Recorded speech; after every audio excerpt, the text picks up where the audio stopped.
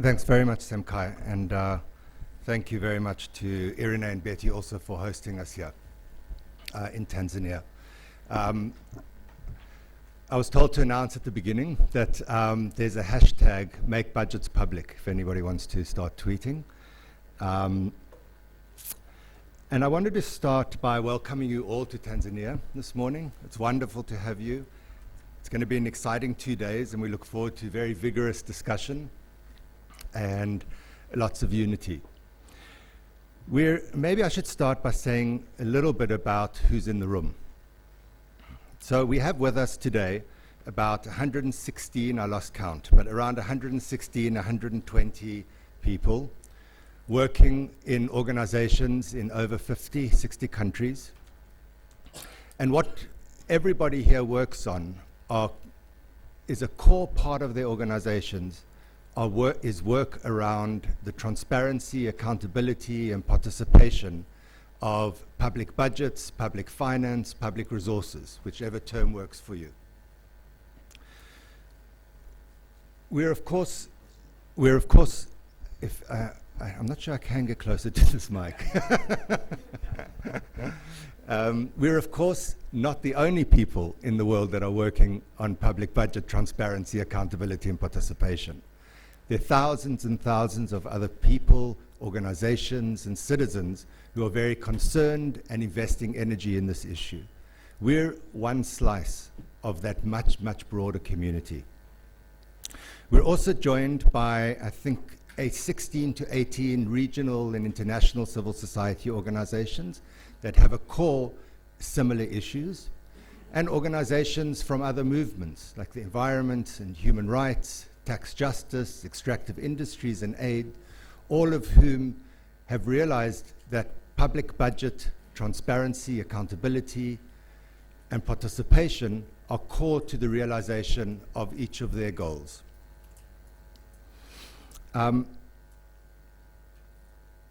Semkai introduced the steering committee. To start this meeting, or to design this meeting, we had to start somewhere.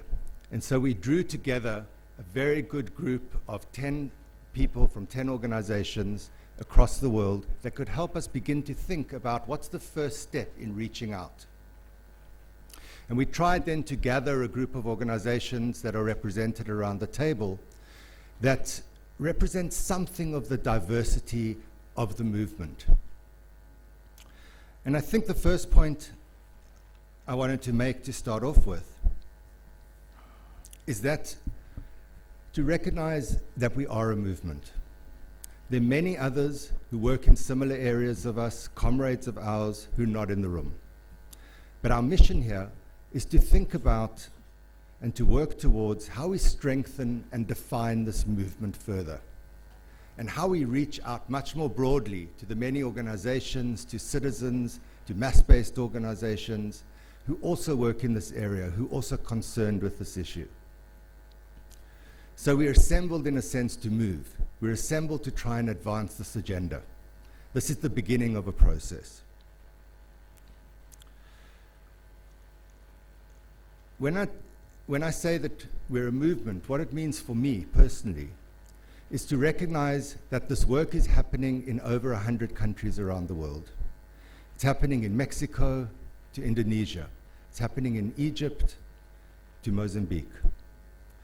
We're rooted, all of us, in institutions, mostly southern-based institutions, a diverse range of institutions, from think tanks to mass-based movements to community-based organizations to NGOs. Many of us work with different tools and different priorities. But what I think we all have in common, what really unites us, is a struggle for social justice, and to achieve social justice or contribute to social justice through budget, public finance, public resource, transparency, accountability, and participation. The second point I wanted to make is to recognize that we've achieved a lot in a relatively short period of time. Work on open budgeting has only really been around for 10 to 15 years. with very few organizations that have been working for longer than that period. Our work has contributed to increasing governance and service delivery.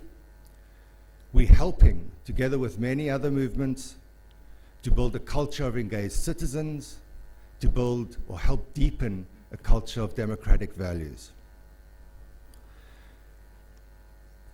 Just 15 years ago, the common wisdom in public finance was that secrecy is a good practice. Secrecy is the best practice. If you don't develop budgets and if you don't implement budgets in secret, you're likely to upset the markets. We're likely to constrain planning. Secrecy was efficiency. Just a short period later, thanks to our work and those of many, many other organizations and movements, the common wisdom is that good budgeting requires openness, it requires transparency, it requires participation, it requires accountability. So in just a short period of 15 or so years, we've helped to start to shift global norms and global values substantially. And that's a huge, huge achievement. The challenges, though, are obviously still very formidable. Improvements in open budgeting are slow, they're uneven, and as we know, there's a lot of backsliding that still happens. There's deep pockets of resistance in every one of the continents that we come from. Change has slowed in many regions. In middle-income countries that have reached some modest level of good, transparent budgeting practices, governments are finding new ways, new gimmicks to push budgets and push funds off budget, to make it harder to track them and find them. Over the last couple of months, we've also been so aware that Europe is fracturing with the lack of transparent and accountable management of public debt, of sovereign wealth funds. Despite huge accumulations of wealth, inequality is increasing around the world. Poverty is skyrocketing. So the question that we wanted to put on the table today for us to think about and strategize is, how do we redouble our efforts? How do we build on our achievements? How do we build on our impacts to really take the next big step to substantially promote public finance, public resource accountability and transparency and participation?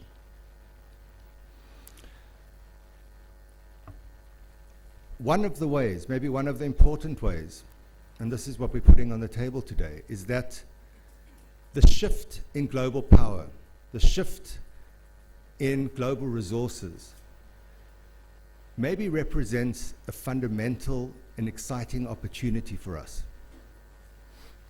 It's one way, one opportunity in which we can begin to take the substantial work that we've done at country level and build connections at the regional and international level to substantially or further empower our country work. And there's a lot of evidence around the world of this shift happening and the central role that public finance accountability is playing in this process. Citizen action in many countries is focusing on these issues. It was a core part of, or is a core part of the Arab Spring, now I guess the Arab Winter. It's a core part of organizations and movements that work on extractive industry revenues, of people working on aid transparency, of movements working on tax justice, of the human rights community, etc., etc., etc. The protests against private banks and public funds being made to private banks. But it's not only civil society that's concerned with these issues. Donors are increasingly concerned with these issues. G8 donors are increasingly under pressure to show how their funds are used equitably, effectively, and efficiently. I think that the lack of progress on public finance transparency and accountability is threatening the core, threatening the business model of the international financial institutions. And they're worried about this. And I think this is part of what lies behind a sudden, very vigorous outreach from the World Bank and others about the importance of civil society and accountability and engagement. There's several governments around the world, or champions in governments around the world, that are interested, that are concerned about openness. And then, as Semkai mentioned, and I think is often undervalued, there's oversight institutions, legislatures and supreme audit institutions around the world who are increasingly wanting to be more activist, play a stronger, more activist role in opening up processes and enabling their own oversight. So the point is that transparency and accountability of public finance and public resources are at the core of several critical events and processes at the moment. And that's an opportunity. And we think, after doing this work for 15, 20 years, that the time is now. That this is the right issue, this is the right time, we're the right people, and this is the right opportunity to grasp this initiative. As these shifts play out at a global level, there are a number of immediate opportunities that we need to grasp or lose. Massive flows of climate funds are about to be dumped on many countries with the weakest budget systems. The high-level aid effectiveness meetings have been going on. There's another one in 2 weeks' time, a week or two's time. These meetings have yet to recognize the central role of public finance transparency in aid transparency. There's the Open Government Partnership, which you would have heard of. 60 governments, 60 presidents standing up and committing themselves to openness, to open government. One can be skeptical, but it's the first time that we've had this number of presidents stand up and put themselves down on paper. We can use that opportunity. And then there's the post-MDG agenda. What will happen post-2015? And how do we make sure that our issues are a core contribution to that agenda? So this is really what we're here to discuss. We're assembled here to decide for ourselves how to lead, how to galvanize this movement, how to take the next step. And the agenda that you have in front of you, and that Anton will talk to in a minute, helps us to navigate some of these discussions and some of these decisions. We need to identify concrete actions that will bind us together. We need to connect with people, with citizens. Public finance is arcane. It's difficult to grasp. It's difficult to relate to. And one of the big challenges we need to think about is, how do we frame this in a way that moves people, that moves many people? And we'll need light structures to enable us to communicate to each other, to enable us to communicate to other movements, to enable us to make decisions, to lead. Now, I don't want to pretend that this is going to be easy. And I don't want to pretend that we're too far down the line in this process. This is the beginning of a process. And we hope by bringing together this amount of people, organizations, and countries, this will be a feasible, realistic start to talk about how we go further, how we deepen this, how we broaden this work, and how we connect to others. But there are many challenges. And let me just mention 3 of them. One is that change happens at country level. So how do we find a way to ratchet up our capacity to work together at regional and national levels, but maintain our country work as a constant priority? One of the great benefits, I think, or one of the great advantages of work around public budgets and public resources is that the work was rooted in countries first. That's really where the strength is. And how do we maintain that strength and make sure that as we build this movement, southern countries continue to lead it? And a big issue for us, I think, is we need to work out how to negotiate, how to interact, how to partner with other movements, with other organizations. That's really critical. It's very easy for people who understand or learn to understand the language of public finance to talk to other people who speak public finance. But if this is to take off, if we really to broaden participation and impact, we need to be much better at how we link to others, how we link to other movements, other organizations. So this is a key moment. And the question that we want us all to talk about is, how do we ensure that public finance, public resource, transparency, accountability, participation are going to be central to global debates on social justice going forward? I said a little bit at the beginning on who's in the room. And I want to just finish by recognizing that there's one very important person who's not in the room. And as Semkai mentioned, that's Helena Hofbauer, our colleague.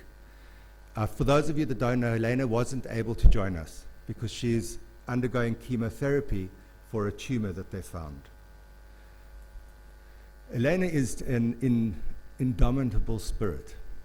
She has the most amazing energy, and we often rely on that energy. And that energy is here with us today. And so we wish her well, and she wishes all of us well. And I wanted to mention at the beginning that we have Elena with us, and our challenge is to live up to the standards that she holds herself to. So thank you very much, and I hope that starts us on our journey of these conversations. The next step is Anton, who's going to just talk a little bit about the agenda that we've got going forward.